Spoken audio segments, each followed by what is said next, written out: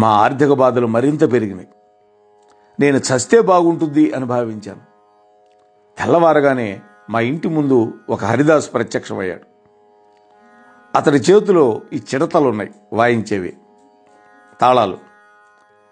ఆ మహాత్ముడు హరినామ గానం చేస్తూ ఉన్నాడు. నెత్తి మీద బియ్యాన్ని పోసుకునే పాత్ర ఒకటి ఉంది. పూర్వం వచ్చేవాళ్ళు ఈ సంక్రాంతి సీజన్లో హరిదాసులు, హరిలో రంగ హరి అని చెప్పుకుంటూ. ఆ వచ్చినటువంటి వాడు ఒక వింత హరిదాసుగా కనిపించాడు. ఆ పాత్రలో ఒక చిన్న మేడి చెట్టు మొక్క ఉన్నది. హరిదాసు ఇంటి ముంగట నిలబడ్డప్పుడు బియ్యం వేయకపోవడం అనేది ఒక అశుభ సూచకం అంటారు పెద్దలు.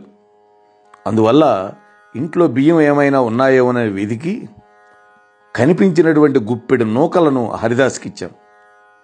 ఆ హరిదాసు ఆ గుప్పెడు నూకలను స్వీకరించి, అయ్యా, నిన్న రాత్రి ఒక కసాయివాడు గురుచరణుడు అనేటువంటి దత్తభక్తుడిని హత్య చేశాడు. చిత్రమేమంటే ఆ మనిషి ప్రాణాలు శరీరం నుండి విడిబడి ఈ మేడి మొక్కలో నిలబడ్డాయి. ఔదుంబర వృక్షం మూలంలో దత్తాత్రేయుల వారు ఉంటారని ప్రమాణవాక్యం కదా. ఈ మొక్క సామాన్యమైంది కాదు. గోదావరి మండలంలో శ్రీ పీఠికాపురం అనేటువంటి మహాక్షేత్రం ఉన్నది. అక్కడ స్వయంభూదత్తుడు శ్రీపాద శ్రీవల్లభులు అనేటువంటి మారువేషంలో తిరుగుతూ ఉంటాడని ప్రతీతి. శ్రీవల్లభుల వారి మాతామహుల యొక్క గృహంలో ఉన్నటువంటి ఔదుంబర వృక్షం యొక్క సంతతి ఈ మొక్క మీ ఇంట్లో నాటుకొని మీరు సర్వశుభాలు పొందండి అని హరిదాస్ అన్నాడు.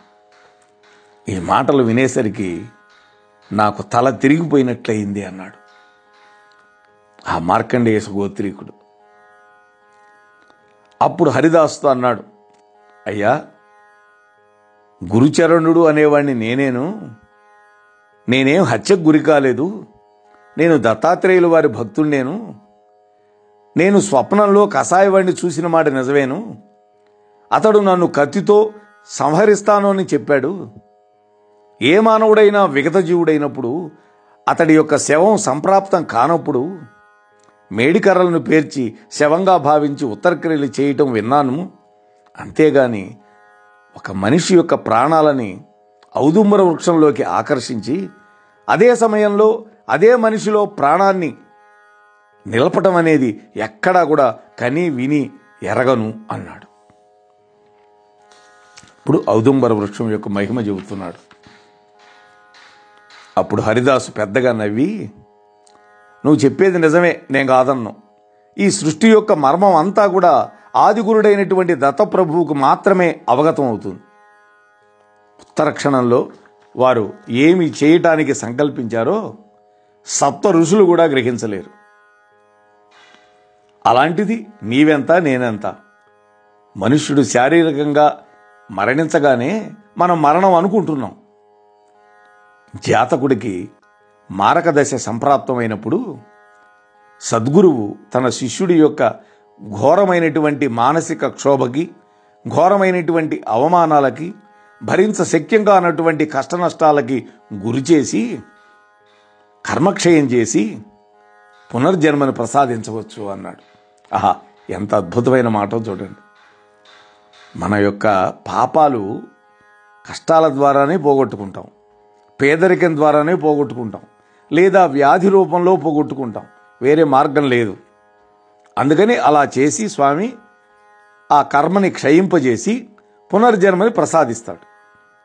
అవతార పురుషుడు తన ఆశ్రితుడి యొక్క స్వల్పమైనటువంటి వ్యధకి గురి చేసి పునర్జన్మనివ్వచ్చు అన్నాడు.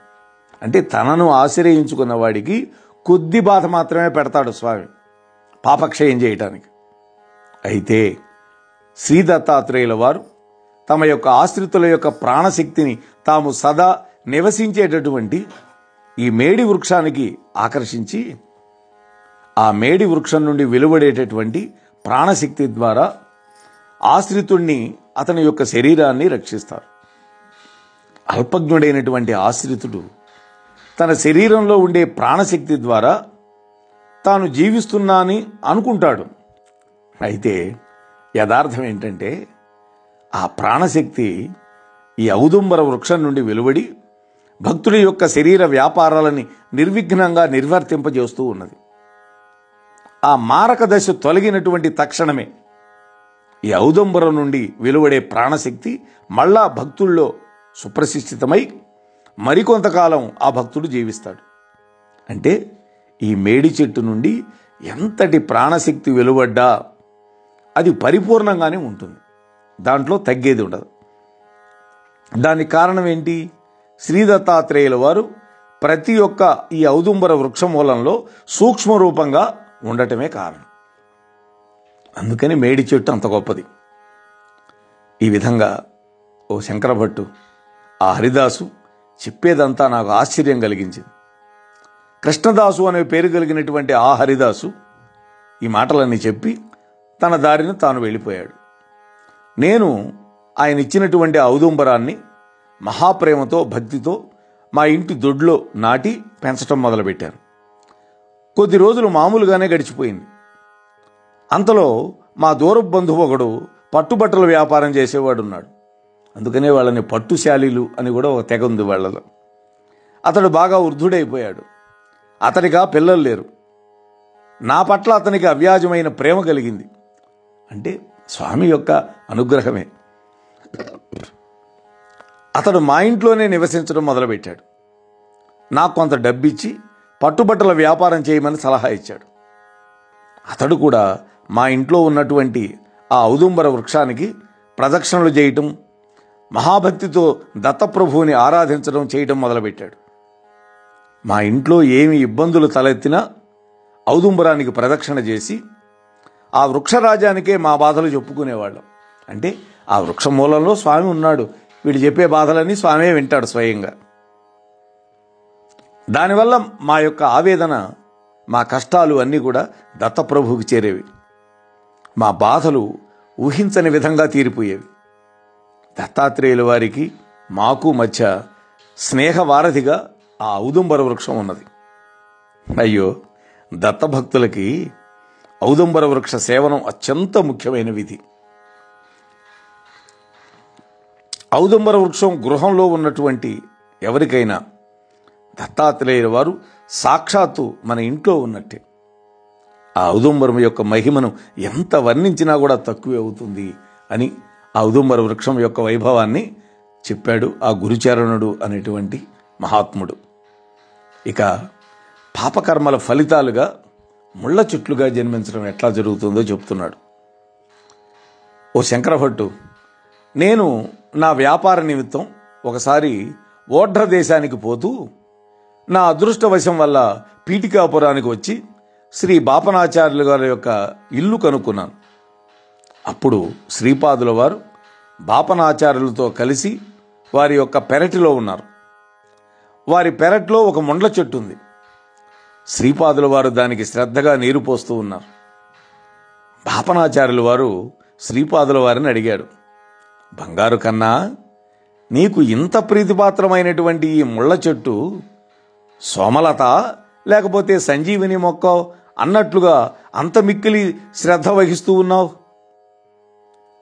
నీవు శ్రద్ధ వహించినా వహించకపోయినా అది పెరగడమేం మానుకోదులే అన్నాడు తాతయ్య. అంతే కదా, ముళ్ళ చెట్టుకి ఎవడు నీళ్లు పోసి పెంచుతున్నాడు?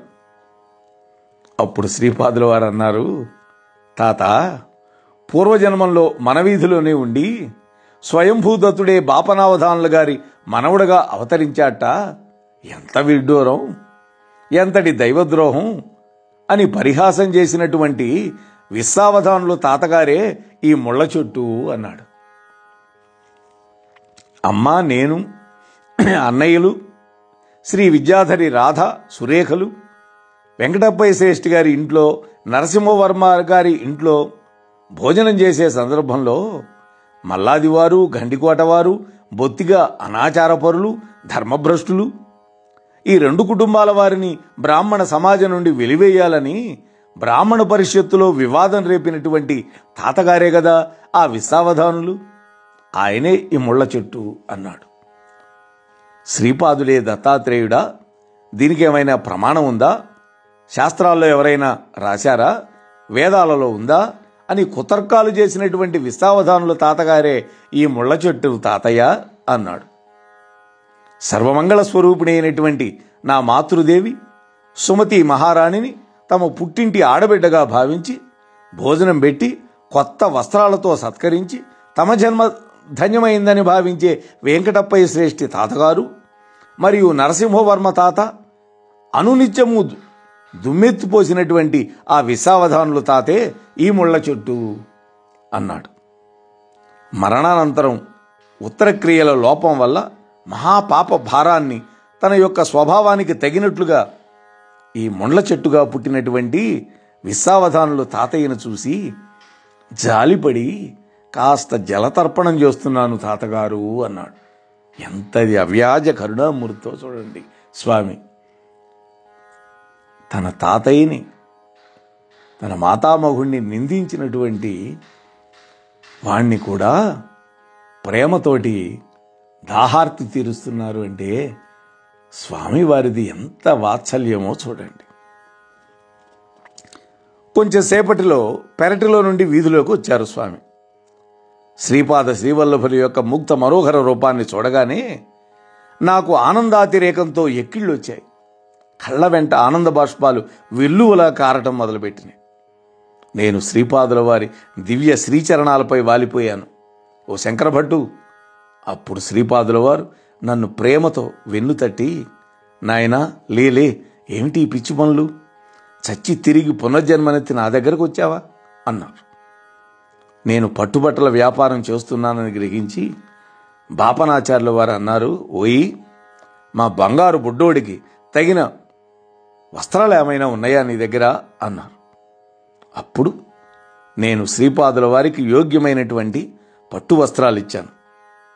అప్పుడు గురుచరణ, నీకు ఒక వింత చూపిస్తాను రమ్మని వారు నన్ను లోపలికి తీసుకెళ్లారు. బాపనాచార్యుల వారు కూడా శ్రీపాదుల వారి వెంట ఉన్నారు. శ్రీపాదుల వారు మమ్మల్ని ముండ్ల చెట్టు దగ్గరికి తీసుకెళ్లి, ఓ విసన్న తాత, నీ సంతానం శ్రద్ధారహితంగా చేసినటువంటి శ్రార్థ కర్మల వల్ల, బాపనాచార్యుల వంటి మహాపురుషులని అకారణంగా నిందించడం వల్ల నీకు ఇలాంటి నీచమైనటువంటి ముళ్ళ చెట్టు జన్మ కలిగింది. ఈ గురుచరణుడు అనేటువంటి వాడు నీకు పూర్వజన్మంలో కొడుకు. వీడి చేత నీకు శ్రార్థకర్మని ఆచరింపజేస్తాను, నీకు సమ్మతమేనా అన్నారు స్వామి. చూసారా ఎక్కడికెక్కడ లింకులు ఉంటాయో. మేమందరం తెల్లబోయి చూస్తూ ఉన్నాం. ఆ ముళ్ళ చెట్టుని ఆచ్ఛాదించి ఉండి వాయు రూపంలో ప్రేతాత్మగా ఉన్నటువంటి విశ్వావధానులు అంతకంటే మహాభాగ్యం ఉన్నదా అని స్పష్టంగా చెప్పాడు. శ్రీపాదుల వారు నా చేత ఆ ముళ్ళ చెట్టును సమూలంగా పీకిపారేయించారు. తన చేతిలోకి రావి పుల్లను మేడి పుల్లను తీసుకొని అగ్నిని సృష్టించమన్నారు. అదే అరణి అంటారు. ఆ రెండింటి ఘర్షణ వల్ల అగ్ని పుట్టింది. నేను ఆ ముళ్ళ చెట్టును దగ్ధం చేశాను.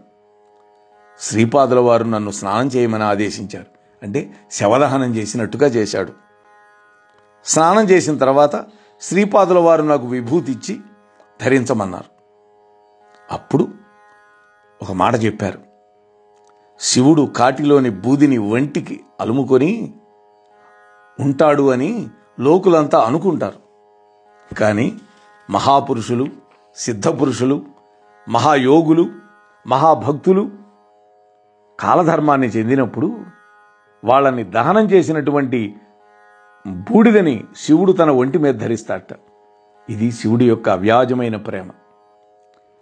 తన శరీరాన్ని ఆవరించి ఉన్నటువంటి తేజో వలయంలో వాళ్ళు ఐక్య స్థితిలో ఉంటారు. అప్పుడు శివుడితోటి కోతి, పాము, ఆవు వంటి జంతువులు పొరపాటున మన చేత హతమైనప్పుడు తప్పకుండా వాటికి ఉత్తర క్రియలు చేయాలట. కోతి, పాము, ఆవు ఇలాంటివి మన చేతిలో చస్తే వాటికి శ్రద్ధాపూర్వకంగా దహనం చేసి అన్నార్తులకు భోజనం పెడితే సరిపోతుందిట. అంతేగాని వాళ్ళకి మంత్రాలు తంత్రాలు ఏం అక్కర్లా.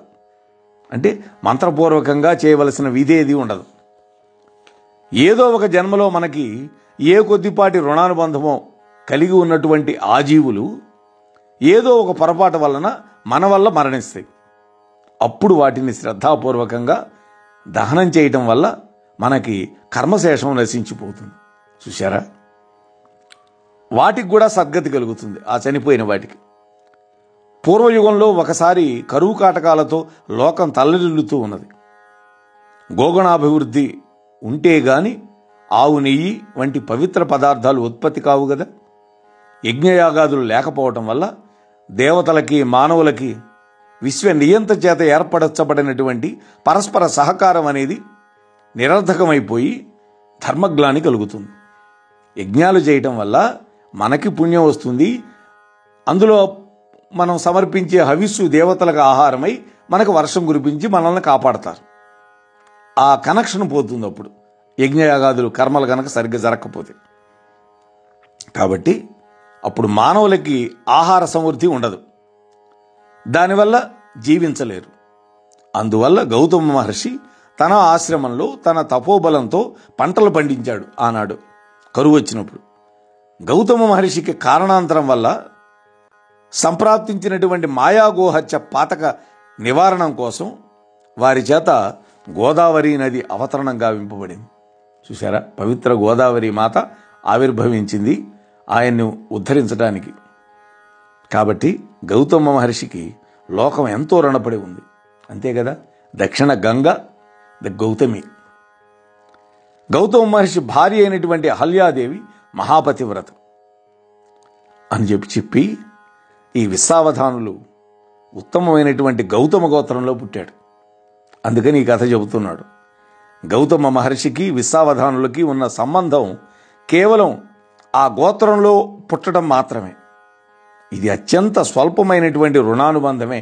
అయినా కూడా త్రేతాయుగంలో ఇదే పీఠికాపురంలో సవిత్రకాటక చయనంలో గౌతమ మహర్షి కూడా పాల్గొని ఉన్న కారణం వల్ల, విశ్వావధానుల యొక్క అదృష్టవశం వల్ల ఈ పీఠికాపురంలోనే జన్మించడమే కాకుండా అత్యంత దుర్లభమైనటువంటి నా దర్శనాన్ని కూడా పొంది ఉన్న కారణం వల్ల ఆ యోగ్యుడికి కూడా అవ్యాజ కరుణతో సద్గతిని ఈ దత్తుడు ప్రసాదించగలిగాడు అని లోకానికి వ్యక్తం కావలసినటువంటి తరుణం రావడం వల్ల ఈ సంఘటన జరిగింది అని చెప్పారు. చూసారా, ఎక్కడికెక్కడ ఉంటాయో. ఇంకా చెప్తున్నాడు, రుణానుబంధం గనక లేకపోతే సునకం కూడా నీ దగ్గరికి రాదు, కుక్క కూడా రాదు. కాబట్టి ఎవరైనా నీ సహాయం కోసం వచ్చాడా, నీకు వీలైనంత సహాయం చెయ్యి. ఎందుకని? గతంలో నువ్వు బాకీ ఉన్నావు వాడికి. వీలు లేకపోతే శాంతమైన వచనాలతో నీ అసమర్థతను తెలియజేయి. అంతేగాని నిర్దాక్షిణ్యంగా వాణ్ణి తూలనాడకూడదు, కసురుకోకూడదు. ఆ విధంగా నిర్దాక్షిణ్యం చూపావా, సర్వభూతాంతర్వర్తి అయినటువంటి నేను కూడా నీ పట్ల నిర్దాక్షిణ్యంగా ఉంటాను అంటున్నాడు. నీవు ఎంత సత్యమో, ఈ లోకం ఎంత సత్యమో, ఈ సర్వ సృష్టి కూడా ఎంతటి సత్యమో, ఈ సమస్తమునకి నేనే మూల కారణం అనేది కూడా అంతే సత్యము అని స్వామి చెబుతున్నాడు. అంటే నేను అన్ని సత్యాలకి సత్యమైనటువంటి పరమ సత్యాన్ని. వేదంలో కూడా సత్యం జ్ఞానం అనంతం బ్రహ్మ అని చెప్పబడింది అని స్వామి చెప్పాడు. ఇవన్నీ వింటూ చూస్తూ నిశ్చేష్టుడైపోయాను నేను అంటున్నాడు. అప్పుడు బాపనాచార్యులు గారి యొక్క చెక్కిళ్ళ మీద ఆనందాశ్రువులతో రాలుతూ ఉన్నాయి. శ్రీపాదుల వారు తాతగారి చెక్కిళ్ళ మీద జాలువారుతూ ఉన్న అశ్రువులని తమ చిట్టి వ్రేళ్లతో తుడుస్తూ, తాత, ఈ మధ్య నీవు సదా నా ధ్యానంలోనే ఉంటున్నావు, నీ జన్మధన్యం, అచ్చంగా నీ రూపంలోనే నృసింహ సరస్వతి అవతారం ధరిస్తాలే, ఇది సత్యం అని చెప్పాడు మరొక్కసారి స్వామి. బాపనాచార్యులు గారు ఏ ఆకారంలో ఉన్నారో అలాంటి రూపంలోనే పుడతానంటున్నాడు, తర్వాత అవతారంలో నృసింహ సరస్వతిగా అని చెప్పి బాపనాచార్యులు వారి చేతిలో చెయ్యేశాడు స్వామి. అప్పుడు బాపనాచార్యులు అన్నారు, నాయనా శ్రీపాద, ఎన్నో రోజుల నుండి ఒక సందేహం నా మనస్సును పట్టి పీడిస్తుంది, అడగమంటావా అన్నారు. తక్షణమే శ్రీపాదులు చిరునవ్వు నవ్వుతూ, తాత, నీ అంతటి వాడికి కూడా సందేహమా? 10 సంవత్సరాల పిల్లవాడిని నేను తీర్చడమా? అయినా కూడా ప్రయత్నిస్తాను, అడుగు అన్నాడు. సృష్టి స్థితి లయాలని బ్రహ్మ విష్ణు మహేశ్వరులు కదా చేసేది అన్నాడు. అప్పుడు శ్రీపాదులు అవును అన్నాడు. వారి యొక్క శక్తి స్వరూపాలే కదా సరస్వతి, లక్ష్మీదేవి, పార్వతీదేవి. అవును అన్నాడు స్వామి. అప్పుడు ఈ త్రిమూర్తులను, వారి యొక్క ఈ మూడు శక్తులను ఆది పరాశక్తే కదా సృష్టించింది. దేవి భాగవతం అదే చెప్పింది. మళ్ళా శ్రీపాదులు అవును అన్నాడు. అయితే నువ్వెవరు అని బాపనాచార్యులు అడిగాడు. అప్పుడు శ్రీపాదుడు సర్వదేవతా స్వరూపుడు, అన్నింటికి మూలము శ్రీపాదుడు అనే విషయాన్ని ప్రతిపాదిస్తున్నాడు. తాతగారి నోటి వింటే ఈ ప్రశ్నల పరంపర రాగానే శ్రీపాదుల వారు ముగ్ధ మనోహరంగా నవ్వాడు. తాత, ఇప్పుడే మీ కళ్ళ ఎదురుగానే ఈ ముళ్ళ చెట్టుకు సద్గతి కలిగించా కదా, నేను చేసే పనులకి శాస్త్ర ప్రమాణం ఏమైనా ఉందా అనేటువంటి విచికిత్స అనవసరం అన్నాడు. నేను అన్ని యోగ భూమికల్లో ఉన్నాను. నన్ను ఆయా భూమికల్లో యోగి అయిన వాడు తప్పకుండా తెలుసుకోగలుగుతాడు. సృష్టి అనేది మాయ కాదు. దీన్ని సృష్టి అని భావించడమే మాయ.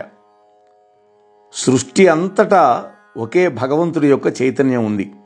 అయితే అది వివిధ రకాల స్థితుల్లో, అవస్థలలో పరిణామానికి వశీభూతంగా ఉంది. ఈ పరిణామ క్రమానికి కాలం ఆధారం. కాలం గురించినటువంటి జ్ఞానం కలుగుతుంది కాబట్టి ఈ పరిణామ క్రమం అనేది అనుభవంలో ఉన్నది. ఈ కాలం అనేది సూర్య చంద్రాది ఖగోళానికి, ఆ ఖగోళం వల్ల మనకు కలుగుతున్నది. ఈ త్రికాల జ్ఞానం, అవస్థాత్రయ జ్ఞానం ఏకకాలంలోనే అనుభవంలో ఉన్నటువంటి వాళ్ళు సామాన్యులు కాదు, ఒక్క అత్రి మహర్షి. ఈ సృష్టిలో అనసూయత్వాన్ని అనుభవంలో కలిగినటువంటి మహా ఇల్లాలు అనసూయామాత. నాకు సృష్టి, స్థితి, లయములు, స్థూల సూక్ష్మ కారణ శరీరాలు, భూత భవిష్యత్ వర్తమానాలు మొదలైనటువంటి సమస్తాన్ని ఏకకాలంలోనే అనుభవంలో ఉంటాయి. కాబట్టి నాది నిత్య వర్తమానం. జరిగింది, జరుగుతున్నది, జరగబోయేది అంతా కూడా ఏకకాలంలోనే నాకు అనుభవంలో ఉంటాయి. అటువంటి స్థితిలో త్రిమూర్తులను, త్రిశక్తులని, త్రిమాతలని నాయందే ఉన్నారు అనడంలో నువ్వు ఆశ్చర్యపడాల్సిందే ఉంది. త్రిమూర్తులను, త్రిశక్తులను సృష్టికి పూర్వం ఆదిపరాశక్తి అందే ఉన్నారు అనే మాట యథార్థమే. నేను కూడా ఆదిపరాశక్తి, ఈ రెండు అభిన్న స్వరూపాలు అన్నాడు. నేను వేరు, ఆదిపరాశక్తి వేరు కాదు అంటున్నాడు. అయితే ఇక్కడ ఒక సూక్ష్మమైన అంశం ఉన్నది. సమస్త సృష్టి కూడా మాతృగర్భం నుండే వెలువడాలి అనేటువంటి మహాసంకల్పం ఒకటి ఉండడం వల్ల ఆదిపరాశక్తి రూపం వెలువరింపబడింది. అది బ్రహ్మయోని స్వరూపం. దాని నుండే ఈ త్రిమూర్తులు, త్రిశక్తులు ఆవిర్భవించారు. అయితే ఆ ఆద్య పరాశక్తికి సృష్టించాలి అనేటువంటి సంకల్పం కానీ, సృష్టి రచన ఈ విధంగా ఉండాలి అనేటువంటి సంకల్పం కానీ ఏ విధంగా కలగాలి? దాని యొక్క ప్రబోధన శక్తియే నేను అంటే సంకల్ప స్వరూపం నేనేను. ఆ మహాసంకల్పాన్ని అనుసరించే ఆ ఆదిపరాశక్తి ఆవిర్భావం, త్రిమూర్తుల మరియు త్రిశక్తుల యొక్క ఆవిర్భావం అన్నీ జరిగినాయి. ఆ మహాసంకల్ప రూపమే పరమగురు స్వరూపం. ఇది అత్యంత రహస్యమైన విషయం. ఆ మహాసంకల్ప స్వరూపానికి సంకల్పం కలిగిన వెంటనే సిద్ధిస్తుంది. సంకల్పం కలగడం, అది సిద్ధించడం ఏకకాలంలోనే జరుగుతుంది. అన్ని శక్తులను అరికట్టగలిగేటటువంటి మూలశక్తిని నేనేను. సృష్టిలో మాతాశిశు సంబంధం, పితాపుత్ర సంబంధం, భార్యాభర్తల సంబంధం, అన్నాచెల్లెళ్ల సంబంధం అనివార్యం. ఈ పవిత్ర సంబంధాలని ఆదర్శంగా నిరూపించడం కోసం దేవీ దేవతా స్వరూపాలన్నీ ఆవిర్భవించినాయి. జీవుడు మాయలో ఉండేటటువంటి ఒక శక్తి. నేను మాయకు అతీతమైనటువంటి మహాశక్తిని. మాయాశక్తి, మహాశక్తి ఈ రెండూ కూడా యోగశక్తి వల్ల మాత్రమే కలుసుకోవటం జరుగుతుంది. ఆదిపరాశక్తి గాని మూల దత్తుడుగా గాని ఆరాధించినప్పుడు త్రిమూర్తులకి త్రిశక్తులకి అంతర్లీనంలో నేనే ఉంటాను. ఈ దైవ సంబంధాలని, వాటి తత్వాలని, ఆయా స్థితుల అనుభవాలని కేవలం సాధనా సంపత్తి కలిగిన వాళ్ళకి మాత్రమే అర్థమవుతుంది, అవగతమవుతుంది అన్న. శ్రీపాదుల వారిని ఆరాధించే వారి యొక్క సమస్త పాపాలు హరింపబడతాయని ప్రతిపాదన చేస్తున్నారు స్వామి. ఒక జంతువు దగ్గరికి వెళ్ళి సంస్కృత వ్యాకరణాన్ని బోధించడం అనేది నిష్ప్రయోజనం. ఎందుకని? ఆ మృగం సంస్కృత వ్యాకరణం నేర్చుకోవాలి అనేటువంటి ఆలోచన కనుక ఉంటే దానికి ఆ నీచ జన్మ నుండి విముక్తమై మానవ జన్మను పొంది తగిన సమర్థత కలిగినటువంటి వ్యక్తి నుండి అది నేర్చుకోవాలి. అంతే కదా, జంతు జన్మలో సాధ్యం కాదు కదా. అందుకని నేను ప్రతి జీవితోటి అంతర్గతంగా సంబంధాన్ని కలిగి ఉండటం వల్ల ఆయా జీవుల యొక్క సంస్కారాలని, మలినాలని వాళ్ళ నుండి స్వీకరించి ప్రతినిత్యం స్నాన జపాదుల వల్ల వాటిని దగ్ధం చేసేసి జీవుల యొక్క పరిణామానికి నేను తోడ్పడతాను. వాస్తవానికి నేను పూజ చేయాల్సిన అవసరం లేదు.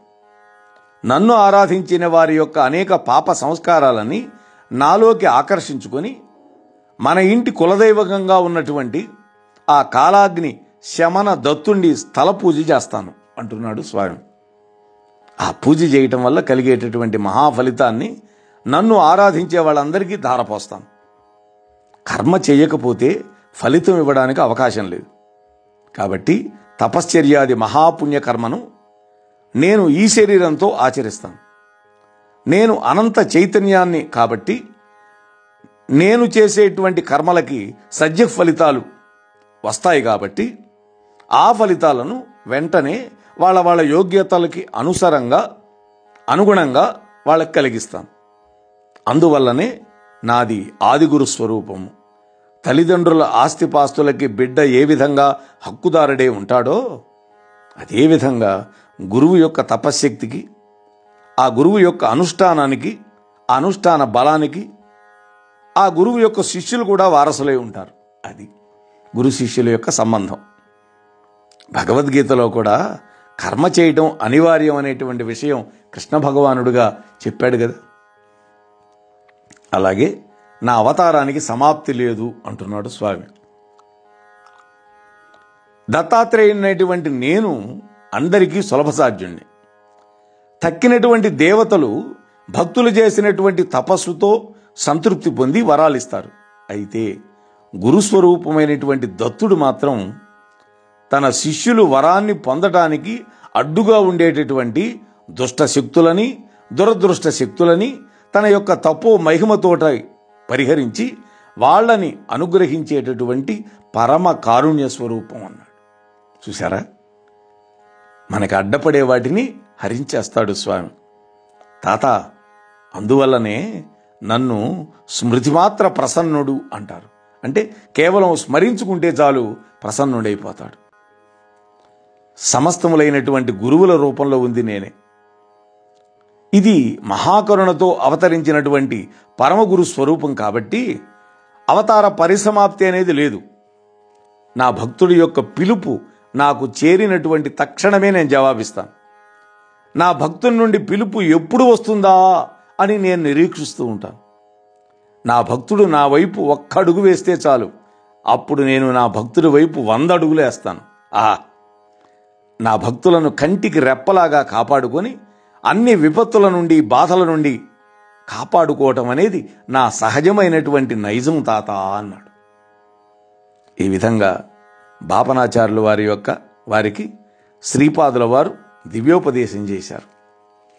అప్పుడు నేను ఆ మహాగురువులని ఒక ప్రశ్న వేశాను. మహాప్రభు, సోమలత గురించి, సోమయాగం గురించి నేను కర్ణాకర్ణిగా విన్నాను, దయచేసి దాని వివరాలు నాకు తెలియజేయండి అని అడిగాడు. అప్పుడు శ్రీపాదుల వారు సోమలతనే సంజీవి మూలిక అని అంటారని చెప్పాడు. నీకు దాన్ని చూడాలని ఉన్నదా అని అడిగారు. నేను అవును అన్నా. వెంటనే వారి చేతిలో ఒక సంజీవిని మూలిక ప్రత్యక్షమైంది. దాన్ని నాకు బహుమానంగా ఇచ్చారు. అది వారి దివ్య ప్రసాదంగా ఈనాటికి నా దగ్గర మా పూజా మందిరంలో భద్రంగా ఉంది అని. అప్పుడు శ్రీపాదుల వారు చెప్పారు, ఈ సంజీవిని వనమూలికలు హిమాలయ పర్వత శ్రేణుల్లోనూ, కాశ్మీరంలోని మానస సరోవరంలోనూ, సింధు నది ఉద్గమ స్థానం దగ్గర, మల్లికార్జున ప్రభువు నిత్య నివాసమైన శ్రీశైల పర్వతంలో, సహ్యాద్రి, మహేంద్రగిరి, వింధ్యపర్వత శ్రేణి, బదరికా అరణ్య పర్వతాల్లోనూ లభ్యమవుతుంది. దీని ప్రభావం వల్లనే అలనాడు శ్రీమద్ రామాయణంలో యుద్ధకాండలో లక్ష్మణస్వామి మూర్ఛ నుండి కోలుకున్నాడు. సంజీవిని పర్వతం తెచ్చాడు కదా ఆంజనేయ ప్రభు. దీన్ని సేవించడం వల్ల ఎన్నో రోగాల నుండి విముక్తి లభిస్తుంది. దీని యొక్క లేపనం వల్ల ఆకాశగమనం అనే సిద్ధి కలుగుతుంది. మనుచరిత్రలో ఒక సిద్ధుడు వచ్చి ప్రవరుడు అనేటువంటి బ్రాహ్మణోత్తముడికి ఒక లేపనాన్ని ఇచ్చాడు. అది మనం ప్రవరాక్షుడి కథలో ఇంతకుముందు విన్నాం. నేనైతే ఇంతవరకు ప్రవచనం చేయలేదు, కానీ మహాత్ములు చెప్పినవి వింటమే. ఎప్పటికి పడుతుందో అదృష్టం మనుచరిత్ర లాంటి గ్రంథాలు చెప్పటానికి. అలాగే కండరాలు బలపడటానికి, నేత్రాల కాంతి పెరగడానికి, శ్రవణశక్తి పెరగడానికి ఎంతో ఉపయోగపడుతుంది ఆ మూలికలు. దీని ప్రభావం వల్ల అగ్ని వల్ల కానీ, నీటి వల్ల కానీ, విషం వల్ల కానీ ఏ రకమైన భయం కానీ దుఃఖం కానీ కలగవు. దీనివల్ల అణిమాది అష్టసిద్ధులు కలుగుతాయి. ఈ సంజీవిని మొక్కకి శుక్లపక్షం మొదలుపెట్టినప్పటి నుండి ఒక్కొక్క రోజు ఒక ఆకు చొప్పున పుడుతూ పౌర్ణమి కాగానే ఆ కొమ్మకి 15 ఆకులు వస్తాయి. అలాగే కృష్ణపక్షం మొదలు కాగానే రోజుకొక ఆకు చొప్పున రాలిపోయి అమావాస్య నాటికి అన్ని ఆకులు రాలిపోతాయి, ఎండిపోతాయి. ఎండిపోయినటువంటి ఈ చిన్న కర్రని నీళ్లతో తడిపి రాత్రి గదిలోనే గనక ఉంచితే దాని నుండి ఒక వెలుగు కనిపిస్తూ ఉంటుంది. మనం సినిమాలో కూడా చూసాం. ఆ సంజీవిని పర్వతం తెరిస్తే ఎలక్ట్రిక్ లైట్లు వెలిగినట్టు వెలుగుతూ ఉంటాయి అవి. సహ్యాద్రి పర్వత శ్రేణి, భీమశంకర పర్వతాల దగ్గర క్రూర మృగాలు ఈ సంజీవిని మూలికలకి కాపలా ఉంటాయి. అర్ధరాత్రి అమావాస్య రోజున దివ్య కాంతితో వెలుగుందేటటువంటి ఈ మూలికను గుర్తుపట్టగలిగే వీలుంటుంది. నాయన గురుచరణ, ఈ విధంగా 24 రకాలైనటువంటి దివ్యమైనటువంటి ఔషధి మొక్కలున్నాయి. ఇవన్నీ కూడా చాలా పవిత్రమైనవే. వీటిని ఆశ్రయించుకుని దేవతాశక్తులన్నీ ఉంటాయి. అందువల్ల పవిత్రమైనటువంటి వేద మంత్రాలను ఉచ్చరిస్తూ అత్యంత వినమ్ర భావంతో వీటిని తీసుకోవాలి. ఆ 24 దివ్య ఔషధ మొక్కల గురించి చెబుతాను విను. 1 సోమ, 2 మహాసోమ, 3 చంద్రమ, 4 అంశుమాన్, 5 మంజువాన్, 6 రజిత ప్రభు, 7 దూర్వా కాదు, 8 కనియాన్, 9 శ్వేతాన్, 10 కనకప్రభ, 11 ప్రతానవాన్, 12 లాల్ వృత్త, 13 కరధీర, 14 అంశవాన్, 15 స్వయంప్రభ, 16 రుద్రాక్ష, 17 గాయత్రి, 18 ఏష్టం, 19 పావత, 20 జగత్, 21 శాకర్, 22 అనిష్టం, 23 రైక్త, 24 త్రిపద గాయత్రి. ఇవి 24 మొత్తం. గాయత్రి అక్షరాలు ఎలా 24 ఉన్నాయో ఈ వన మూలికలు కూడా 24 ఉన్నాయి. వాటి పేర్లు విన్నంత మాత్రాన మనకి పుణ్యం కలుగుతుంది అనే ఉద్దేశంతో వీటిని మీకు చదివి వినిపించా. ఈ విధంగా ఓ శంకరభట్టు ఇవన్నీ విని తెలుసుకొని నేను శ్రీపాదుల వారి సెలవు తీసుకొని పీఠికాపురం నుండి బయలుదేరాను. ఈ విధంగా శంకరభట్టుకి ఈ వృత్తాంతం అంతా వివరించటం పూర్తి కాగానే మహాగురువుల యొక్క మానస సంచారం పూర్తి అయినట్లుగా వారి యొక్క దర్శనానికి రమ్మని ఆజ్ఞ అయింది. ఈ కథ అంతా చెబుతూ ఉన్నాడు కదా. మేము వారి యొక్క దర్శనం చేసుకున్నాం. శ్రీవారి యొక్క దివ్య హస్తాల నుండి పండ్లని ప్రసాదాన్ని తీసుకున్నాం. ఆ తరువాత శ్రీపాదుల వారు అన్నారు, మీరిద్దరూ కూడా కృష్ణానది దాటి అవతల ఒడ్డుకు పోండి. మీరు మాంచాల గ్రామానికి పోండి. మాంచాల గ్రామదేవత మిమ్మల్ని ఆశీర్వదిస్తుంది. ఆ అమ్మ ఆశీర్వాదాన్ని పొందిన తర్వాత మళ్ళీ ఈ కురుంగడ్డకు రండి. మీరు ఎక్కడ ఉన్నా కూడా, ఎంత దూరంలో ఉన్నా కూడా నేను మిమ్మల్ని ఎల్లప్పుడూ గమనిస్తూనే ఉంటానని గుర్తుపెట్టుకోండి. భవిష్యత్తులో ఈ మాంచాల గ్రామం విశ్వవిఖ్యాతమవుతుంది. ఒకానొక మహాపురుషుడి యొక్క జీవ సమాధి వల్ల అది ప్రఖ్యాతమవుతుంది. ఆ మహాపురుషుడి యొక్క లీలలు చిత్ర విచిత్రంగా ఉంటాయి. పీఠికాపురం స్థూల దృష్టితో ఒకటి ఉన్నట్లు సూక్ష్మ దృష్టిలో కూడా పీఠికాపురం ఉంది. అదే స్వర్ణ పీఠికాపురం. అది నా స్థూల శరీరం ఆవరించి ఉండేటటువంటి తేజో వలయం వల్ల సుప్రతిష్టమైంది. ఏ యుగంలోని వాళ్ళైనా, ఏ దేశంలోని వాళ్ళైనా, ఏ కాలంలోని వాళ్ళైనా నా కటాక్షాన్ని గనక పొందితే వారి యొక్క చైతన్యం ఆ స్వర్ణ పీఠికాపురంలో సుప్రతిష్టమవుతుంది. ఇది యోగ దృష్టి వారికి కలిగిన వాళ్ళకి అందరికీ అవగతం కాగలిగినటువంటి విషయం. ఈ స్వర్ణ పీఠికాపురంలో తమ జీవ చైతన్యానికి స్థానాన్ని సంపాదించుకోగలిగినటువంటి వాళ్ళందరూ కూడా ధన్యాత్ములే.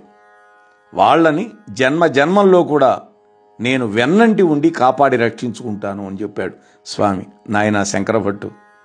అనేక వందల సంవత్సరాల తర్వాత నా పేరిట మహాసంస్థానం ఏర్పడుతుంది. నా మాతామహ గృహంలో, నా జన్మస్థలంలో ఔదుంబర వృక్ష ఛాయలో నా పాదుకలు ప్రతిష్ఠింపబడతాయి.